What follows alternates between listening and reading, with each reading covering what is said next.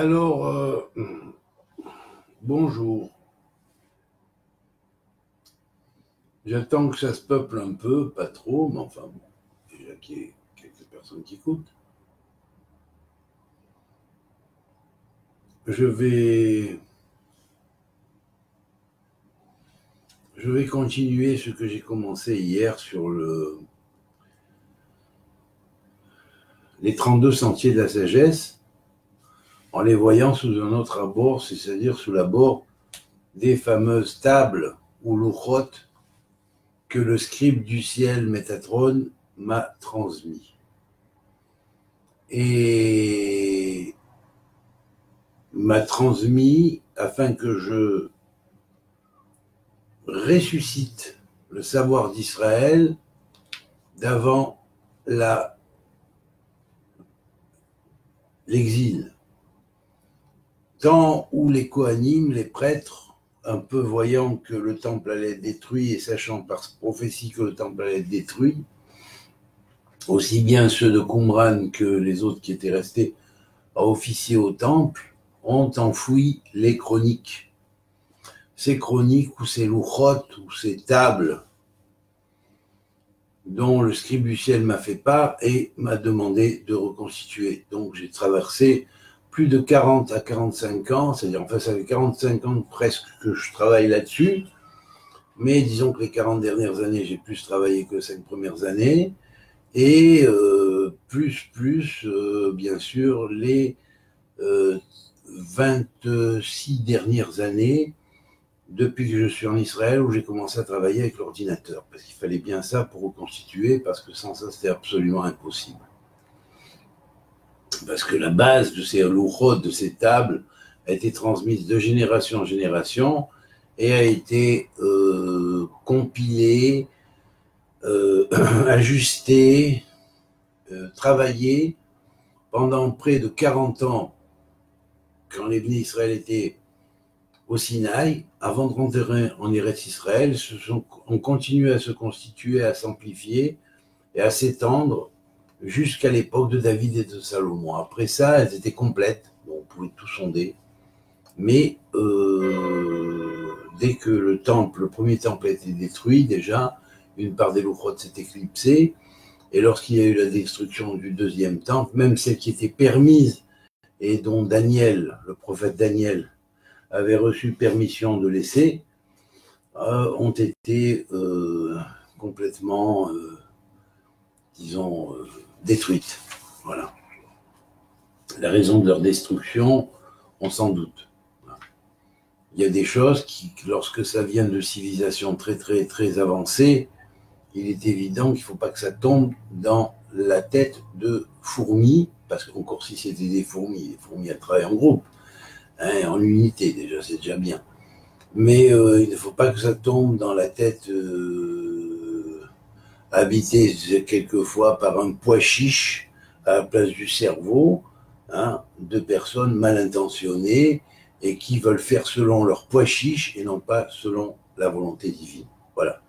Donc, ça a été la raison de la destruction des louchot, pour ne pas qu'elles tombent entre de mauvaises mains d'empereurs mégalomanes ou de tyrans qui ne demandent que utiliser le pouvoir pour dominer le peuple. C'est déjà une grande domination qu'il y a pu y avoir.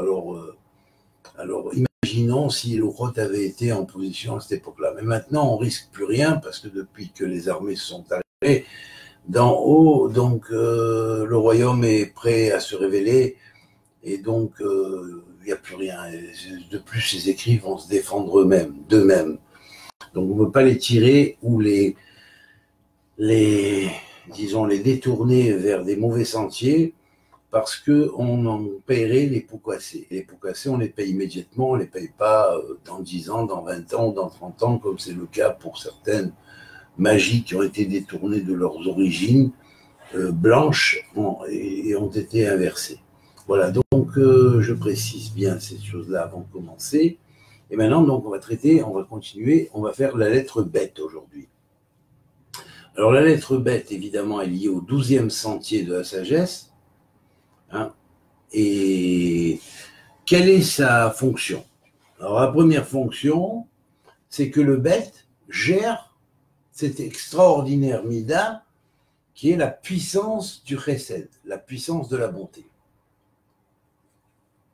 Effectivement, puisque l'homme a le libre arbitre, sans puissance de la bonté divine, quand on fait des mauvais choix, on ne pourra jamais plus être récupéré. Or, le tikkun existe et la notion du bête comme première lettre de Bereshit est la base du pourquoi le tikkun a été fondé. Donc, on comprend que la puissance du chesed elle-même émane et repose sur le décret du bête, de la lettre bête. Maintenant, l'ange qui commande le bête, un des anges qui commande le bête, est avec un tête, Taharel, c'est-à-dire l'ange qui sonde l'âme et qui en même temps purifie l'âme au nom de Dieu. Voilà.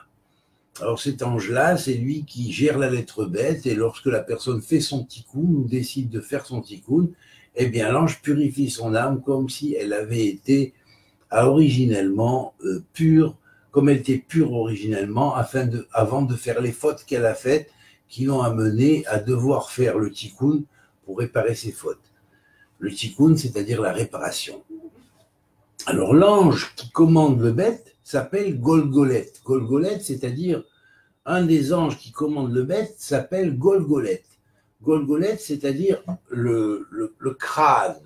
Vous avez entendu parler des fameux crânes de cristal, peut-être que ça vous éclairera là-dessus, hein.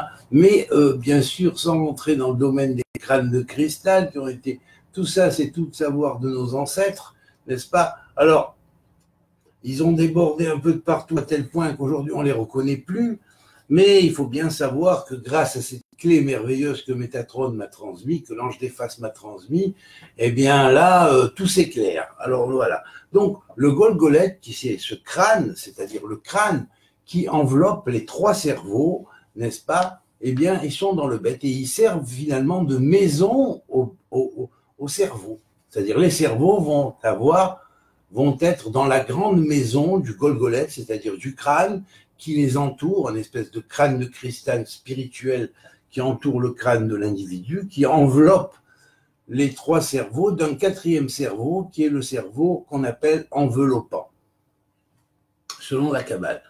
Donc, de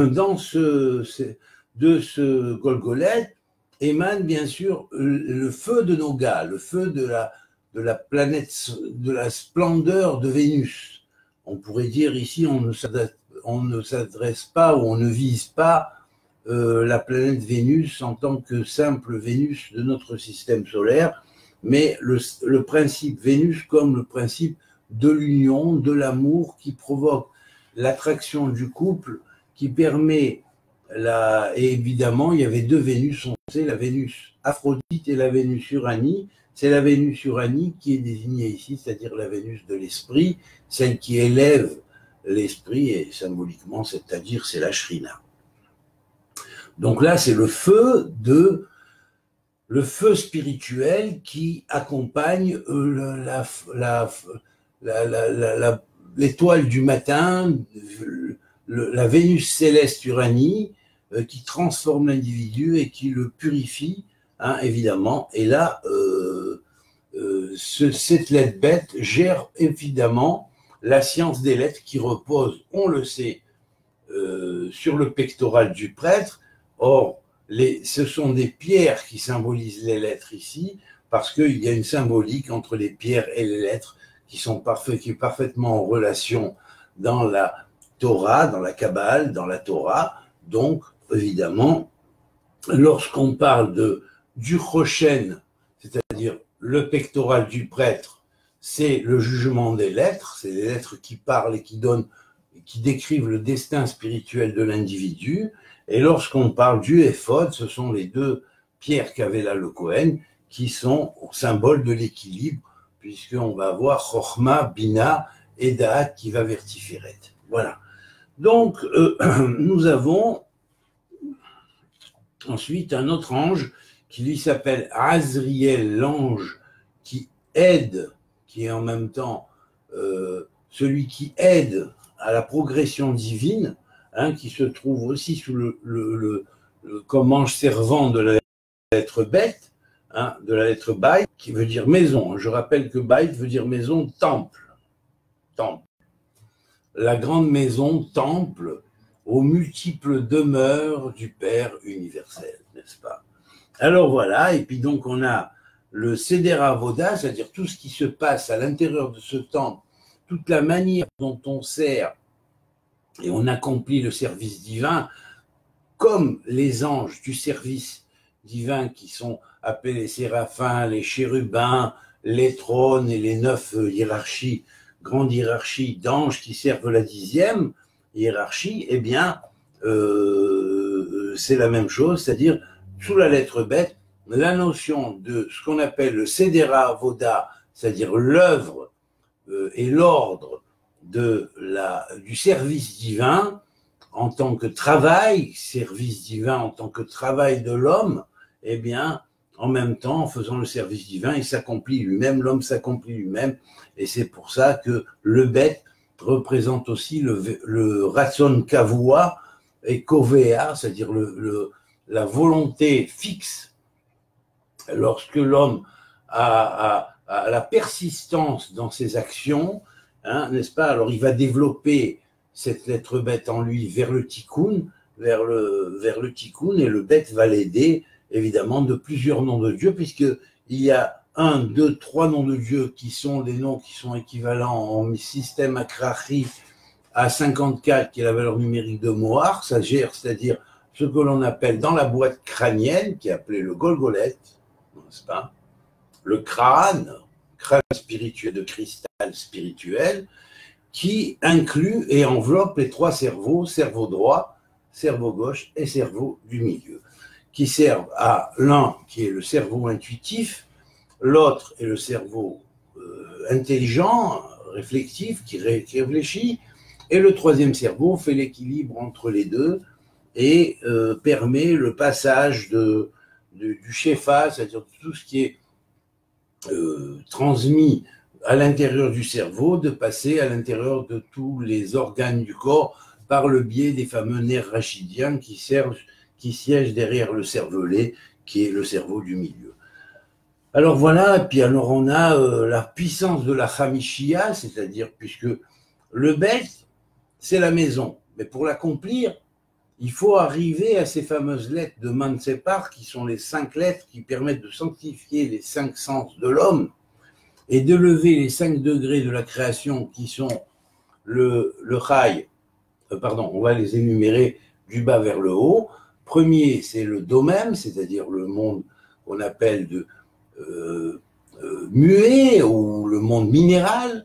Le deuxième est le végétal, qui lui s'enrichit grâce à l'eau. Le premier s'enrichit grâce à la terre. Le troisième, qui est le monde animal, est comparé à l'eau, hein, n'est-ce pas, à l'air, pardon, puisque les oiseaux sont en mouvement, et donc ils se déplacent, et l'air symbolise le mouvement, alors que le feu, qui n'est domptable que par l'homme, symbolise le règne parlant et l'être humain.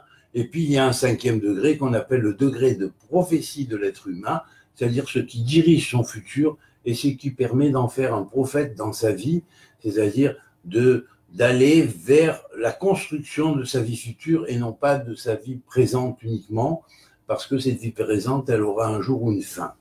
Alors bien évidemment, la puissance de la Hamishia, qui maintient en cohésion à la fois les 5 sens de l'être humain, mais en même temps les 5 règnes à l'état mésocosmique, si on pourrait dire, de la société terrestre sur la planète Terre, avec tous les règnes qui sont inclus dans cette grande société à 5 règnes, dont le 5e règne, bien sûr, est le plus difficile à accéder. Et puis, il y a, bien évidemment, les 5 niveaux dans les mondes ou dans les graduations des mondes, c'est-à-dire en partant du bas vers le haut, Asiya, le monde de l'action, puis après on accède à Yetzira, qui est le monde de la formation des anges, puis au-dessus, il y a le monde de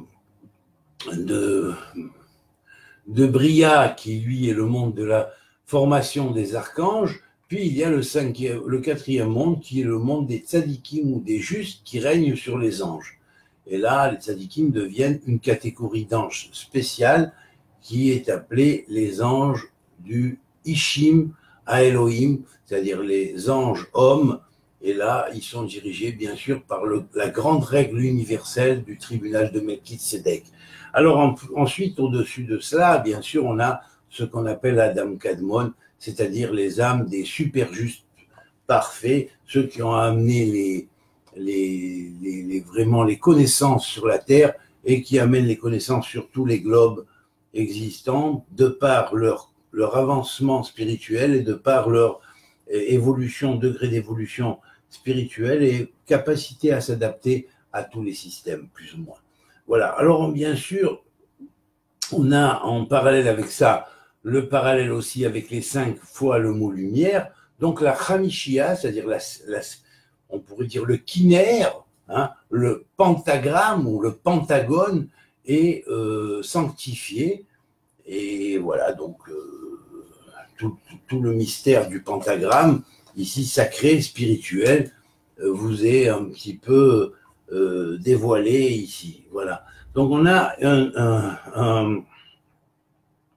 une autre fonction de la lettre bête, c'est de veiller à la hardout, l'unité du peuple d'Israël. Alors ça, c'est fondamental.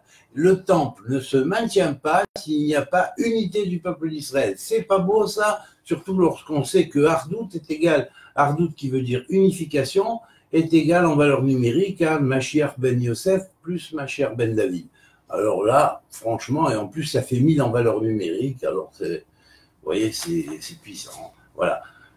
Alors ensuite, le Or Makif, qui émane de la mer céleste, est aussi sous la dépendance de la lettre bête.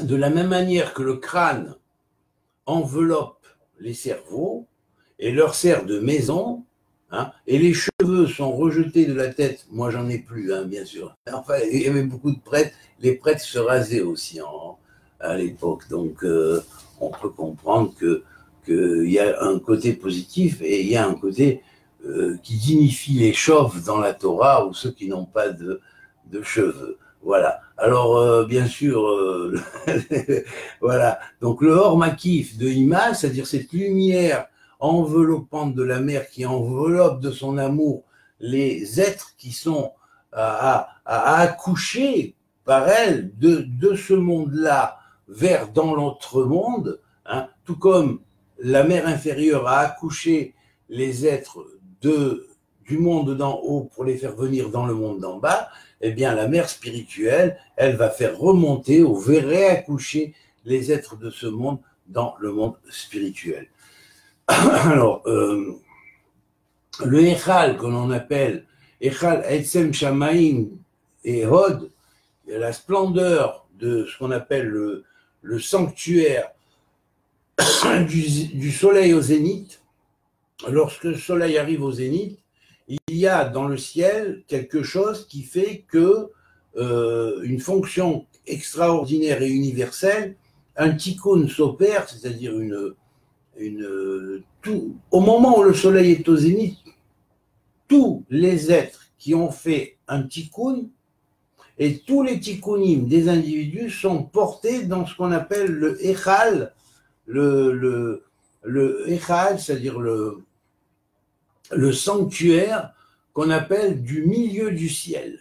Le sanctuaire du milieu du ciel, c'est le sanctuaire, on pourrait dire, du soleil au zénith. Soleil ici ne désigne pas seulement notre soleil de notre galaxie, de notre constellation, de notre système solaire, mais désigne tout soleil à son zénith et désigne avant tout le soleil universel lorsqu'il est à son zénith qui symbolise le Messie universel. Shir à Kochavim, à Kérouvim, pardon, le merveilleux chant des chérubins qui chantent le chesed d'Hachem et la gloire et sa bonté, que tous les mondes se maintiennent par la bonté de l'Éternel, eh bien, c'est aussi sous l'égide du Beth, c'est le Beth qui décrète, tout comme dans le temple, hein, à l'intérieur du temple, les Lévi'im, c'est-à-dire les servants des prêtres, hein, qui étaient les Kohanim, les prêtres, jusqu'aux grands prêtres, eh bien, chantaient la gloire et les louanges de Dieu avec différents instruments. On sait qu'à l'époque, il y avait 150 instruments, par exemple, à l'époque de David. Alors, ensuite, nous avons comme fonction du bête le malach ou l'ange qui commande hein, le cycle, le grand cycle de 26 000 ans avec ses 12 ères de 2160 ans. Et ce grand cycle-là est commandé sous l'égide du Aleph et du Bet. Voilà. Le Aleph et le Bet sont les deux lettres qui vont agir et qui vont décréter pour tout ce qui se passe dans les cycles. Alors on comprend que Aleph et Bet combinés en hébreu vont former à la fois la racine de Ab, qui veut dire le père, le principe, la racine, le fondement originel, hein, de l'essence de la chose, de ce que la chose va devenir, et le devenir de la chose lorsqu'on inverse les lettres, et qu'au lieu de faire AB, nous faisons BA, hein, une bonne action, hein, la B nous dit de faire une bonne action, alors évidemment, là nous avons le bas, c'est-à-dire le futur, c'est-à-dire le futur de l'être humain, le futur en tant que monde futur, hein, et aussi, bien évidemment, le futur en tant que principe qui est ce vers quoi toute yeshut, c'est-à-dire toute existence tend. Voilà. Ensuite, nous avons encore une fonction qui est aussi décrétée par le Bet, c'est le chesed, qui vient du chesed, le chesed du chesed, de la chokhma, c'est-à-dire de la sagesse, du malchut, du royaume. C'est-à-dire que le Bet va dévoiler ce qu'on appelle la bonté de la bonté ou l'extrême bonté de la sagesse du Père supérieur qui est celui qui a construit cette maison temple de l'univers où tout l'univers est un temple pour lui, une grande maison temple aux chambres innombrables. Eh bien, cette fonction-là va être une fonction qui est dérivée aussi du Bet. Le Bet décrète également l'unité de la puissance des sphirotes de Abba, c'est-à-dire la Ahdut vekoach asphirot shel Abba, c'est-à-dire l'unité et la puissance émanant des sphères spirituelles divines, spirituelles du Père, eh bien cela va représenter l'influx atziloutique qui va se diffuser sur les mondes de par le Bet ou l'être deuxième qui incarne la deuxième sphira symboliquement comme la chokhma, la sagesse. Alors bien évidemment, l'unité ce qu'on appelle les 288 nitzotzot, c'est-à-dire 288, ce sont les 72 nitzotzot qui gèrent le monde végétal, 72 nitzotzot ou étincelles qui gèrent le monde minéral, hein, avec des anges et des esprits préposés au monde minéral, au monde végétal et leurs familles, bien sûr, hein, et puis les familles de toutes les races animales existantes, qui vont être encore 72, et toutes les races humaines existantes, aussi déterminées d'après cette loi de 72, qui fait 4 fois 72 égale 144 deux fois, c'est-à-dire 288. Donc ces 288 qu'on appelle fréquences de vibration ou vibratoire de tous les êtres, de tous les règnes qui existent, eh bien, elles sont en unité, et c'est dans cette unité parfaite et en même temps metoukanim, c'est-à-dire arrangée et corrigée.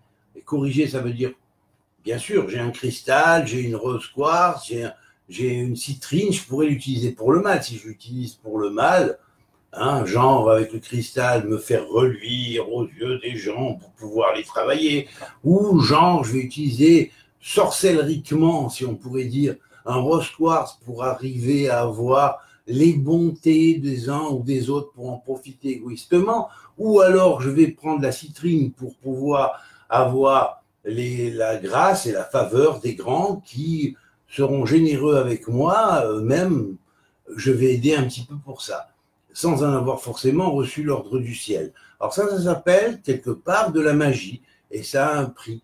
Alors que par contre, lorsque ici on utilise les choses, c'est différent. Là ici, elles sont en tardoute, tous ces pouvoirs qui dérivent des pierres précieuses, des animaux, des végétaux, pour guérir, pour soigner, pour avoir mille et une ségoulottes, hein, ségoulottes, c'est-à-dire brise-obstacles, eh bien, toutes ces recettes-là, elles sont sanctifiées par les noms de Dieu et dédiées à Dieu, dédiées à Hachem, pour faire et construire le bon que Dieu veut que l'on construise dans l'humanité. Ça, c'est la véritable science des prêtres. Alors, bien évidemment, hein, l'unité des Repach Nitzotzim, tous les Repach Nitzotzim, c'est-à-dire tous les anges qui travaillent sur les Repach Nitzotzim, qui sont 288 anges, ils travaillent tous à l'élévation des quatre règnes et selon les normes de canaux, de relations entre les espèces de ces règnes, les différentes espèces de reliefs de ces règnes,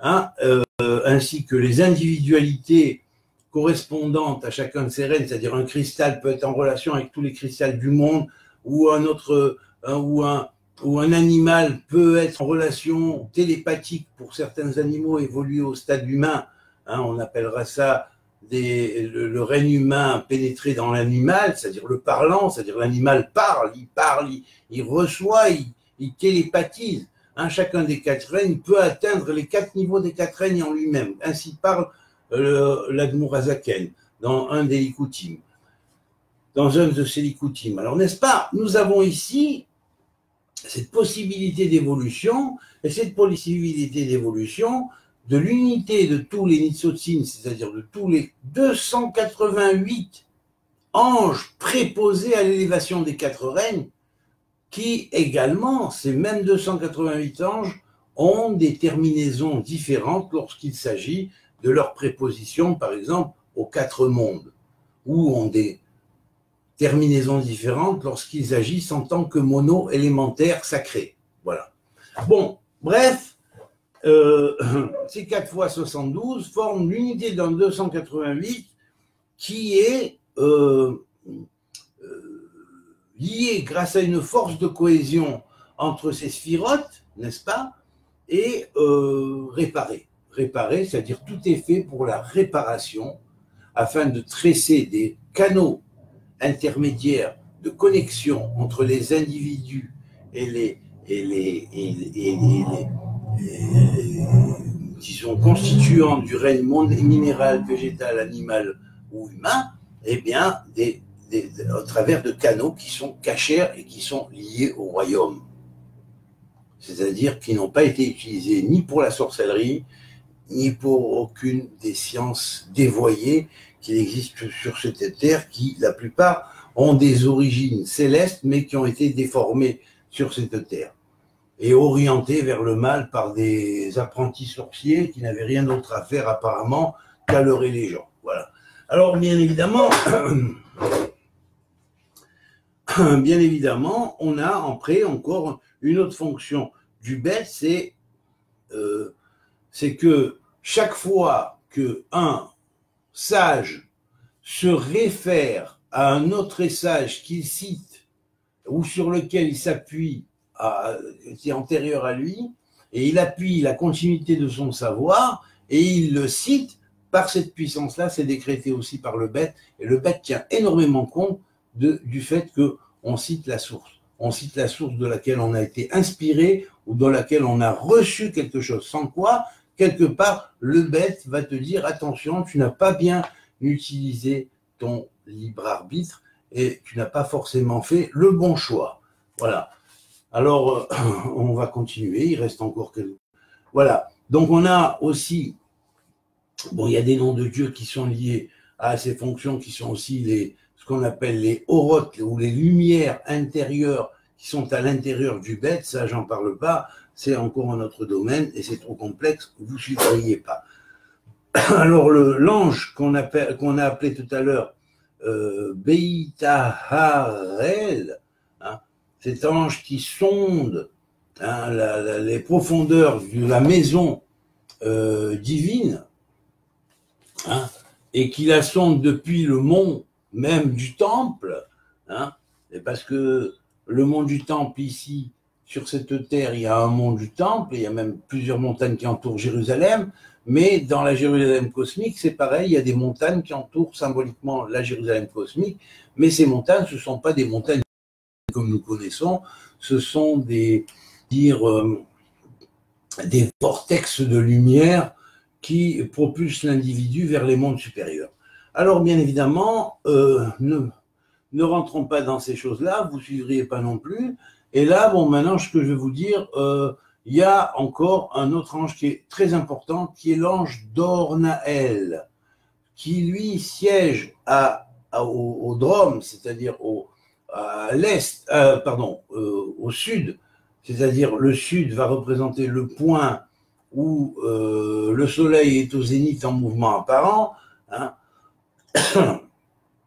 Et donc il est dans le sud de tout ce qu'on appelle notre ciel, c'est-à-dire tout soleil de tout système solaire, lorsqu'il se trouve à son zénith, hein, l'ange d'Orniel, qui est l'ange qui prend en pitié les générations, hein, eh bien, par la grâce du soleil, par la lumière du déploiement, on pourrait dire de l'influx solaire à ce moment-là, il révoque certains décrets et il guide les gens à trouver leur bonne voie. Alors, bien sûr, cela, c'est dans Vilon Shamaim, c'est-à-dire tout notre ciel à nous, hein, bien évidemment,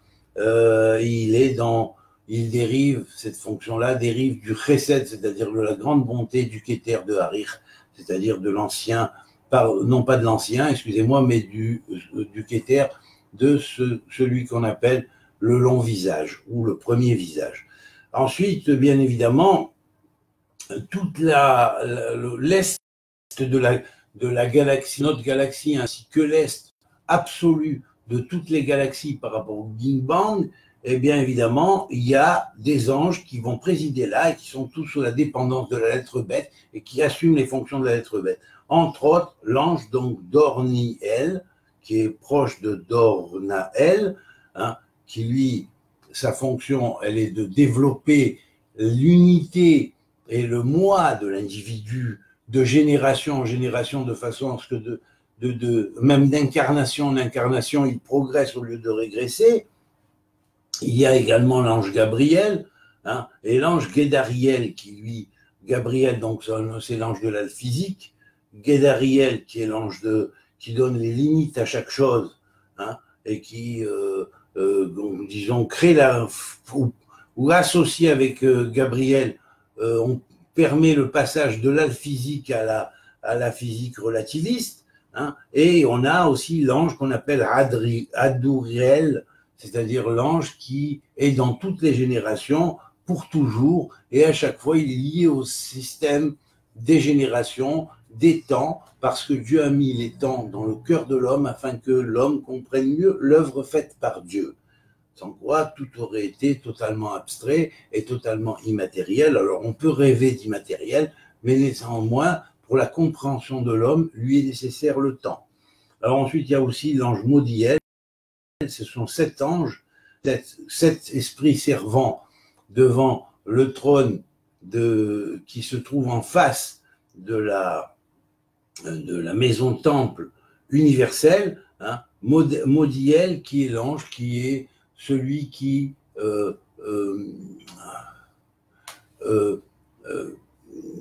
rend grâce à Dieu, hein, et Rahamiel, qui est l'ange de la miséricorde, ainsi que Héniel, qui est l'ange de la bonté et de la grâce divine, et la connaissance de la sagesse secrète divine, qui s'appelle la grâce, est transmise par Héniel, qui est aussi l'ange de la beauté et du Chen, c'est-à-dire de la grâce au niveau global. Voilà. On a fini pour le bête pour aujourd'hui, et maintenant, je veux dire quelques mots sur le fameux la table merveilleuse de 36 et la table de 28. Alors bien évidemment, étant donné qu'aujourd'hui, enfin le soleil est entré dans le Capricorne, il est sur le premier degré du signe du Capricorne, alors je vais expliquer un petit peu ici. hein, donc il se trouve dans la 21e demeure parmi les 28 demeures lunaires, et il entame son processus dans la 21e demeure, et là, bon, bien sûr, il gère avec Chaptai, avec le Chaptai qui est la planète maîtresse du Capricorne, bien évidemment, il va gérer le cycle des 36 ans, c'est-à-dire que dans une vie humaine, un individu va faire un cycle de 36 ans à 2 cycles de 36 ans en général, et quelquefois, c'est rare de passer le 3e. Voilà. Donc, sinon, bon, celui qui atteint 96, même 108 ans, hein, 108 ans, c'est assez rare. Bon, d'accord. Mais néanmoins, bon, il y a un premier cycle, un deuxième cycle de 36 ans, et quelquefois même pour certains privilégier un troisième cycle de 36 ans, eh bien, les cycles de 36 ans sont sous l'égide de la planète Chaptai, Saturne, et c'est donc cette planète Saturne qui gère la maison du Capricorne où se trouve aujourd'hui le Soleil, puisqu'il vient de rentrer dans la maison du Capricorne, et bien évidemment, il va rentrer ici dans l'étoile, ou le secteur de l'étoile, ou le secteur d'étoile, parce qu'en fait c'est une constellation, même si on l'a déterminée comme une étoile, elle a aussi des relations avec des anafim, c'est-à-dire des branches et des embranchements qui sont liés à des systèmes d'étoiles, qui est le système d'étoiles de Al-Dahaba. Voilà. Donc cette étoile-là, Al-Dahaba, hein, eh bien, elle a l'étoile, c'est une des étoiles du Cap, qui est au secteur de cette 21e demeure. 21e demeure, disons, de la Shrina, hein, de la présence divine, dans le zodiaque, et donc le secteur d'étoiles, c'est ce secteur d'étoiles que je viens de citer. Alors bien sûr, dans ce alors, attendez une seconde.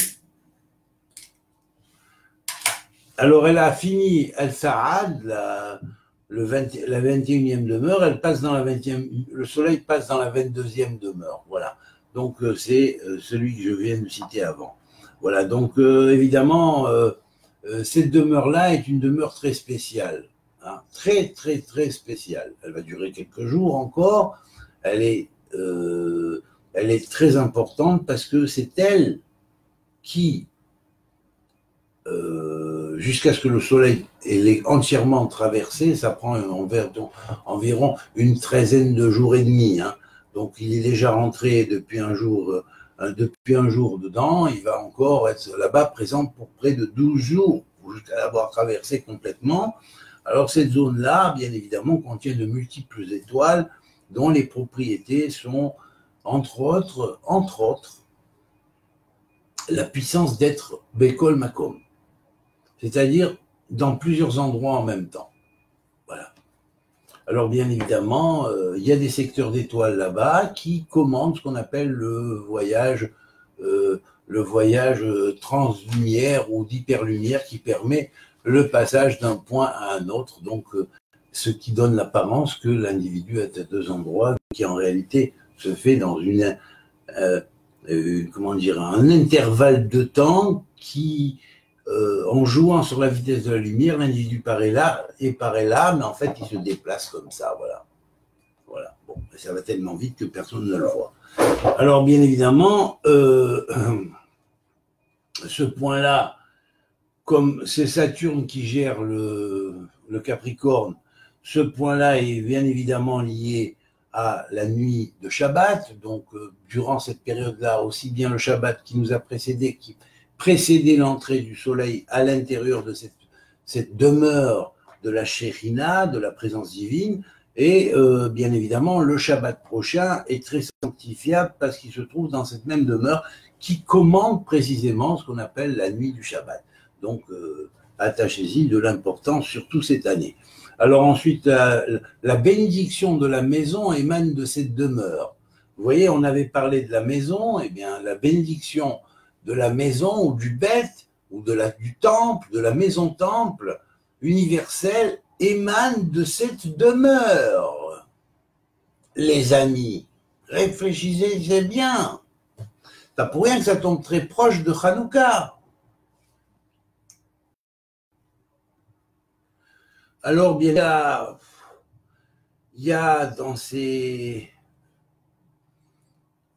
demeure la puissance qui permet la hardout, l'unité, dans le peuple d'Israël. C'est-à-dire que durant ces 13 jours que le soleil traverse cette période-là, c'est précisément dans cette période-là, sur l'année et sur toute l'année, que dépend de cette zone-là la hardout du peuple d'Israël. Alors vous comprenez, la bénédiction de la maison, avec ce qu'on a vu avant, vous voyez comme ça concorde bien. Il y a un bête dans la lettre Shabtai. Dans Shabtai, il y a un bête. Shabtai est le nom de Saturne en hébreu, tout comme Shabbat, quand il y a un bête en plein milieu. Et c'est aussi l'effet qui permet la construction de la maison temple. Alors, bien évidemment, Be'erev Shabbat marche très bien avec le Birkat Habayit et marche très bien la bénédiction de la maison et marche super très bien avec l'Ardout Knesset Israël.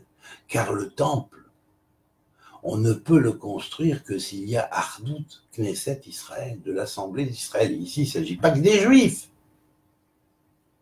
Il s'agit de tout Israël.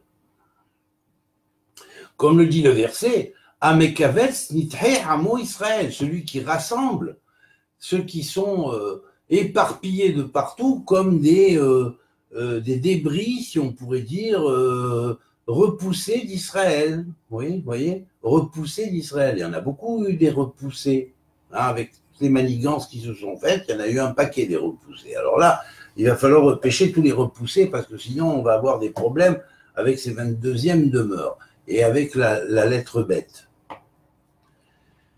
Ça veut dire qu'on n'aura pas fait le bon choix, quoi. On n'aurait pas opté pour le Malchut Beit David. Que à propos de David, il est bien marqué, et clairement marqué, suffisamment clair marqué, Vaïvaler David et Hachem le'aini kol ha'ka'al. Kol ha'ka'al est à la valeur numérique de Ketz, la fin. C'est-à-dire, David bénit toute l'assemblée d'Israël, hein, bénit Hachem devant toute l'assemblée d'Israël. L'assemblée d'Israël, toute l'assemblée d'Israël est égale à Ketz, à la fin des temps. Vous verrez ça. Donc cette réunion doit se faire à la fin des temps. Elle n'a pas pu se faire avant. Okay, puisqu'il y a eu 2000 ans de temps messianique, elle ne pouvait pas se faire avant, parce que ce n'était pas passé les 2000 ans encore. Voilà.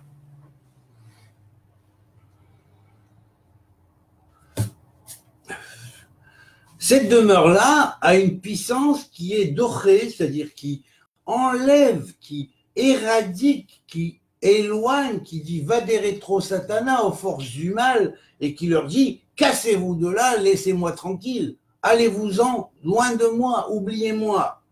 Pourquoi ? Parce que de cette force-là, de ce secteur-là, précisément, si on capte l'influx qui vient d'en haut, eh bien, c'est de là qu'émane ce qu'on appellerait le bitoul, c'est-à-dire l'annulation des anges du mal ou des anges dits déchus. Voilà.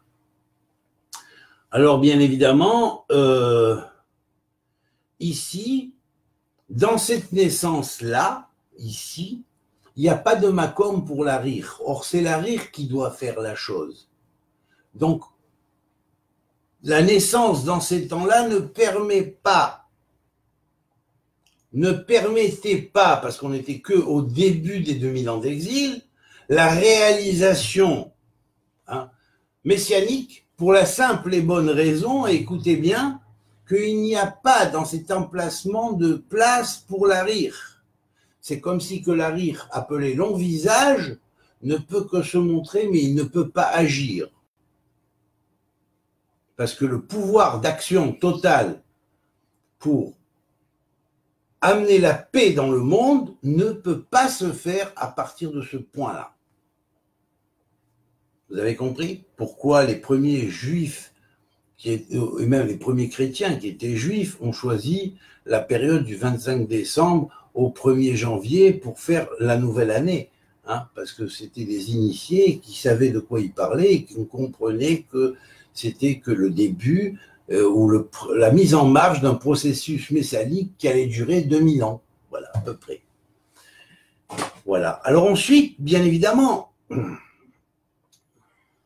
ces gens déchus, ils viennent de certains tédarim précis, c'est-à-dire de certaines,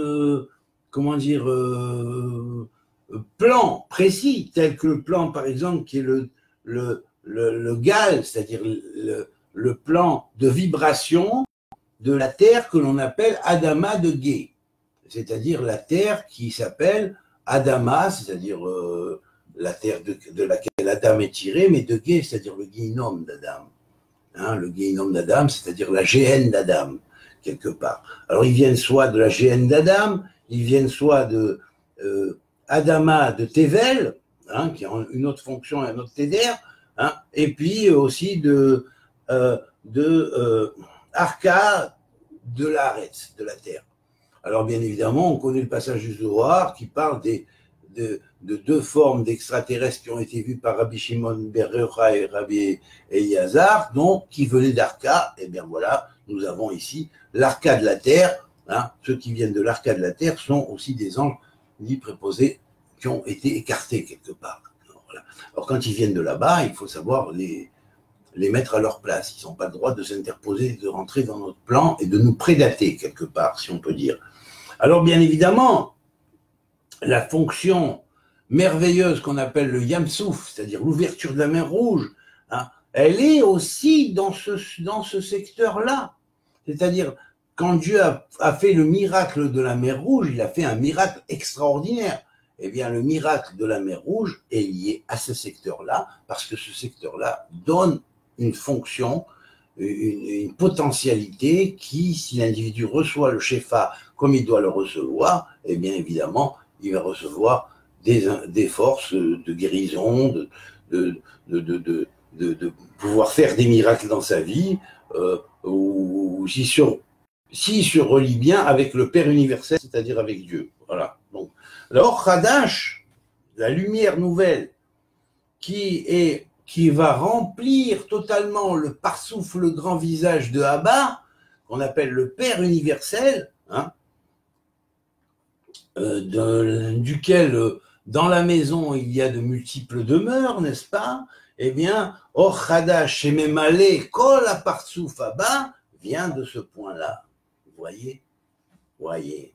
Alors, il y a des formules qui sont liées à la sanctification de ces demeures, ainsi que de toutes les étoiles édéniques qui se trouvent dans ce secteur-là. Alors, bien évidemment, tous ceux qui ont transmigré là-bas et qui ont accompli leur tikkun se trouvent dans certaines étoiles édéniques qui vont être liées à ce secteur-là, qui est aussi globalement sous l'ange qu'on appelle Go'aliel, c'est-à-dire l'ange qui délivre et qui en même temps élève, hein, jusqu'à Dieu, voilà. Et qui permet quelque part de toucher, quelque part, on pourrait dire, la divinité, par le sens du toucher spirituel, voilà. Alors les Arba Yesodot, les 4 fondements, qu'on appelle les 4 éléments, qui sont les 4 éléments du Zachar, du Père, et des 4 éléments de la mère, ça on sait que ça a relation avec le système des lettres ou des chromosomes qui sont chromosomes du côté du père, chromosomes du côté de la mère, ou paire de chromosomes du côté du père, paire de chromosomes du côté de la mère, avec des lettres élémentaires, des lettres de feu, des lettres d'air, de terre et d'eau, hein. Et bien évidemment, tout cela va former la base du code génétique de l'être humain, et en même temps qui est dirigé par ce point de vue-là, ce secteur-là, qui est le secteur qui commande à la constitution ou la reconstitution du corps glorieux de l'individu, qui siège à l'intérieur du corps physique et qui s'échappe après la mort et va continuer soit à monter dans les mondes supérieurs et va alimenter les corps du Nefesh, du Louar, de la Neshama, de la Haya ou de la Yechida, ou alors va revenir et va redevenir dans le corps physique, à l'intérieur du corps physique, et va être emprisonné quelque part dans ce corps physique jusqu'à sa délivrance, où il pourra s'épanouir en tant que corps glorieux. Voilà. Alors, bien évidemment, ce sont les fameuses lettres d'un shem précis de Dieu, qu'on appelle le shem Kavav Zain Vav, qui est les lettres qui succèdent au Yud Ke Vav Ke, aux lettres de Yud Ke Vav Ke, qui président aux 4 éléments de cette fameuse demeure merveilleuse. Voilà. Alors bon, les formules, je les passe, et je dis encore 2-3 trucs, et puis j'arrête. Ah non, je dois parler des 36.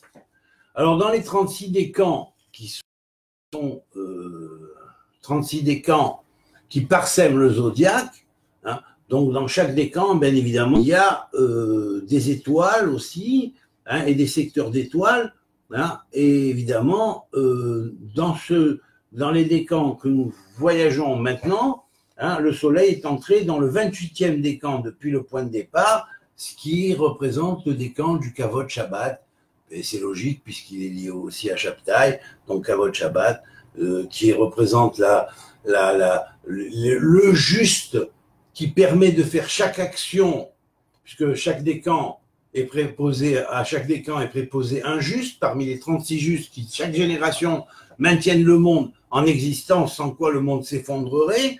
Alors c'est eux qui ont le monde sur leurs épaules, vous avez qu'à voir le cours d'hier. Alors bien évidemment, ici, le kvod de Shabbat, c'est-à-dire le respect du Shabbat, hein, le respect qu'on doit au Shabbat, qui représente aussi le jour du repos, eh bien, évidemment, est une des réalités de ce secteur. Hein, très important, réalité de ce secteur, et il est en même temps, alors écoutez bien, parce que ce secteur, c'est le secteur qui est Kéli, qui est réceptacle de la lumière de l'Aleph, ou la lumière de l'unité. Alors bien évidemment, c'est commandé en tout et en global par l'ange Yophiel, qui est lié au décan, au 28e décan du zodiaque, c'est-à-dire premier décan du Capricorne. Alors,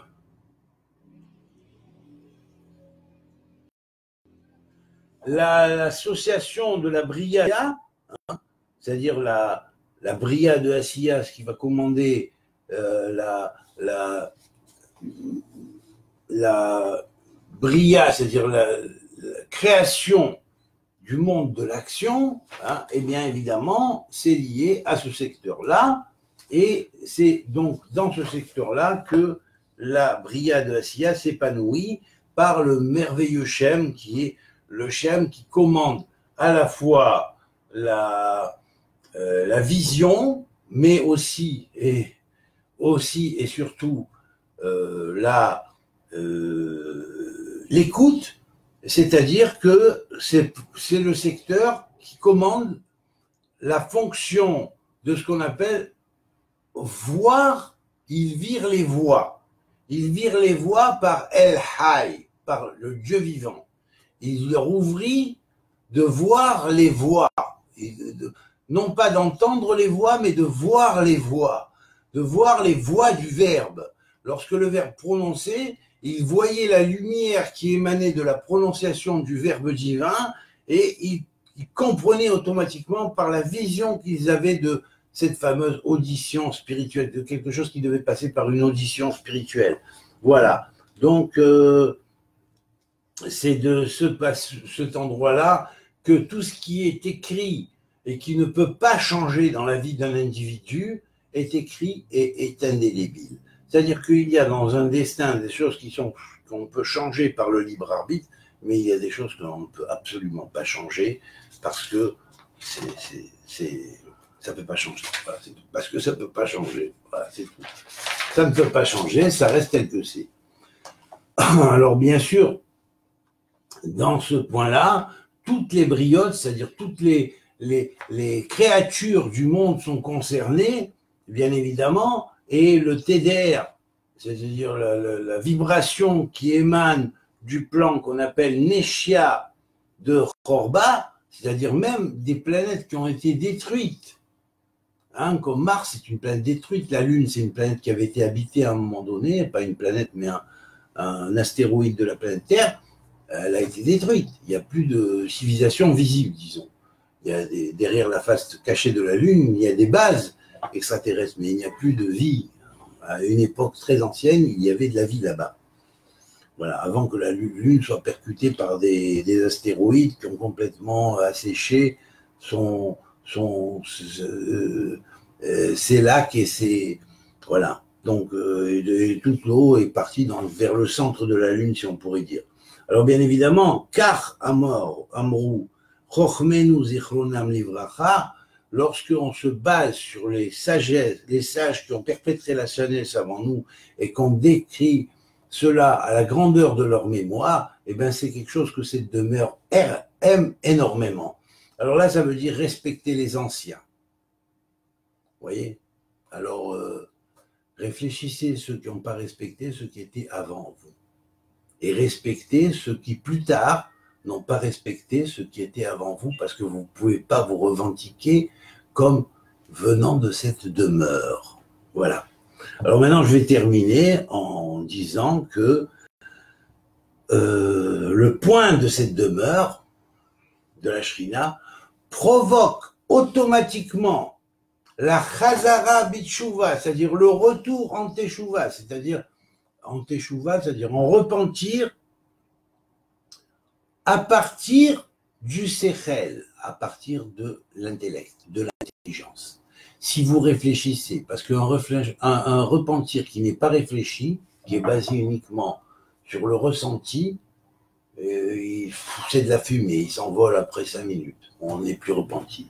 Voilà, donc le vrai repentir, c'est un repentir qui est basé sur le Sechel, sur l'intellect et la conscience spirituelle. Voilà. Donc, le Koach Rashi des Rachetevot, des Psukim, hein, est extrêmement important, et notamment cette demeure donne la primeur aux Rachetevot émanant des livres des prophètes. Voilà.